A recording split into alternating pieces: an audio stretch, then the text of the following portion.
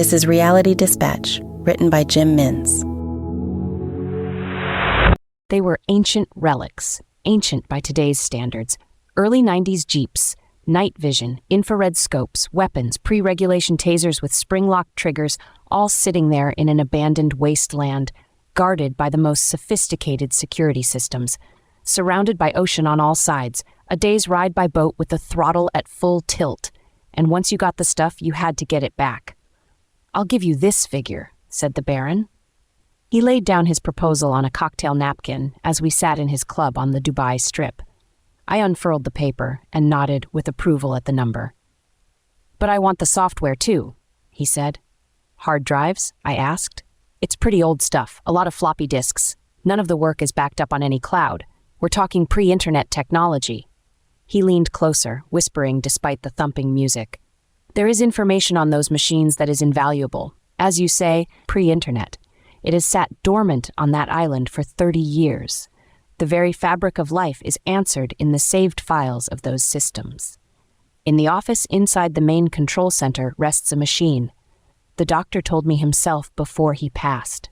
I don't know which one it is. Just bring me all of them," the Baron requested. I looked over the figure again and shook his hand without further discussion.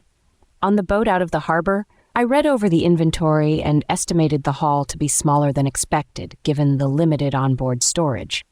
I then consulted the map, which hadn't been updated since 1994. George, my 2IC, sat beside me. "We cut a beeline directly up that path, and we should hit the tracks that run along the enclosures. Those will take us directly to the visitor center. From there, we just have to look for the main control," I said. "If we don't get our heads ripped off in the meantime," he said, tongue-in-cheek. "Hey, no one said this was going to be a walk in the park. But a walk with dinosaurs." "No one put a gun to your head," I snapped, patience waning. "Relax, I'm just busting balls," he sighed. "What are we bringing back first? Start with the heavy stuff. There are 4 of us. 2 will carry the hard drives, 1 each, while the other 2 escort them back to the port.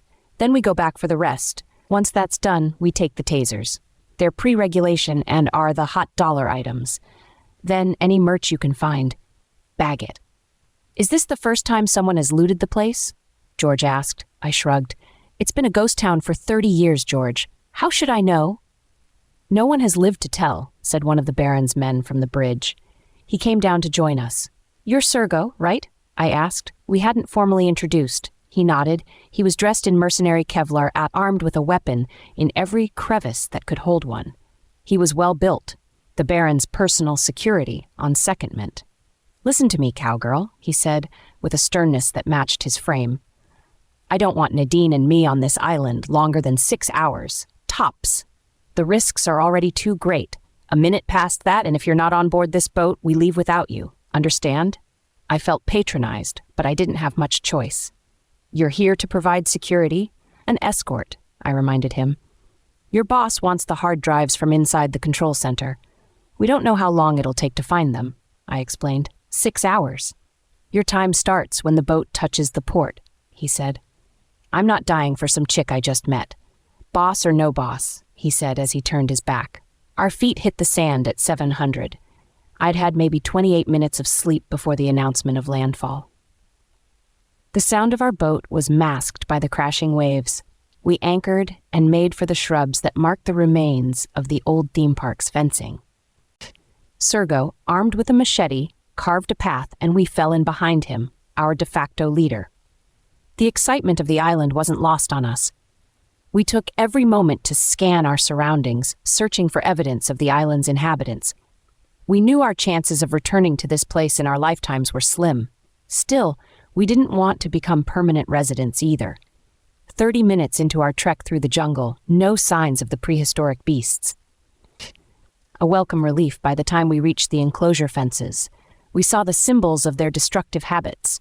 The fencing to the raptor enclosure was torn to shreds. The morning sun beamed down from above, revealing the damage the now rusted fence had sustained trying to keep the beasts inside. "Vicious," said George as we moved along the fence toward the visitor center. Then a click and a rustle. "Shh," Sergo said, halting us. "We're being followed." "Another boat?" George asked. Nadine, George's offsider, flicked the safety off her weapon. Silence, Sergo hissed. Another click. The jungle was alive. Sergo bolted into a sprint. I was momentarily caught off guard, then realized I had to follow. I ran as fast and as hard as I could. My lungs burned, but fear drove me. I didn't know if George was keeping up. "George, run," I shouted between gasps. Nothing. I kept Sergo in my sights. He was fast. Must have trained like this every day. As long as I could see him, I had a chance. The jungle roared behind me. I heard the rumbles of whatever pursued us. "Sergo!" I yelled. He didn't stop or slow. No hesitation in his stride. I found a new burst of energy, though I knew it wouldn't last. I lifted my legs and pushed harder.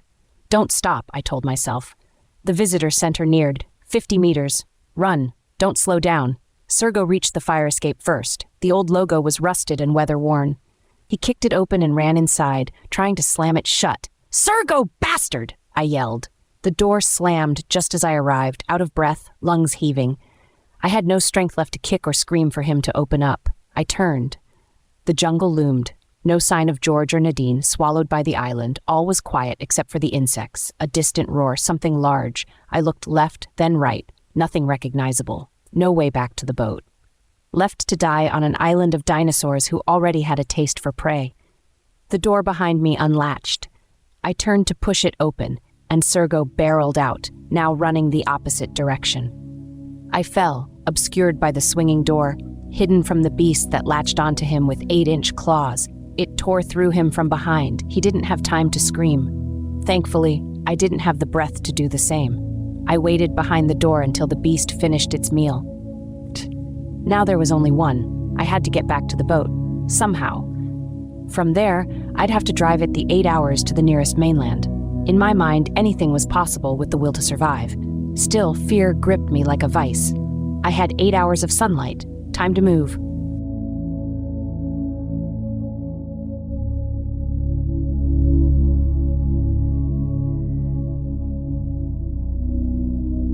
For more stories of fact-based fiction, head to jimmins.substack.com.